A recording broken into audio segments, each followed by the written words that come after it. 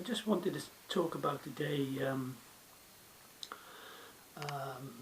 this new business that we're all doing, and how easy it is, I think, to sort of get off track and be knocked off track by external things. For me, in the past couple of weeks, I feel like I've made no progress whatsoever. I've had so many problems with, as I've mentioned before in a previous video, computers going wrong. I've had 2 new computers this week that have failed. I know I've been refunded for that, and so I'm just going back to my old computer being repaired and hoping that that's going to work out. And I think that's what we all have to expect with this journey, that you are going to be knocked off course from time to time, and I think it's important to stay with it, and almost expect these things from time to time, even though it's hard to take. As I said, I barely made any progress in the last couple of weeks.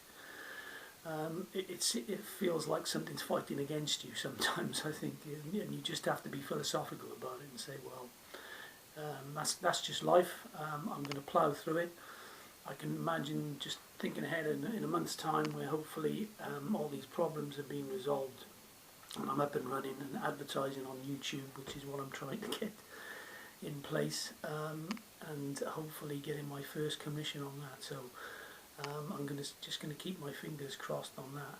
But I do think it is important that I'm sure every member in the SFM community is probably going to go through something similar, and already has. They talk about getting overwhelmed. I think I could have been quite easily overwhelmed. A lot of people, I think, after the last 2 or 3 weeks may have given up and said, well, look, this is too difficult, it's too hard. But I think, you do need to stay with it and just grind it out and come through the other end. That's all I've got to say on it, really. Just if anybody's going through something similar, stay with it, be positive, and I'm sure you'll get through this phase and out the other end and carry on with your journey. But that's all for today.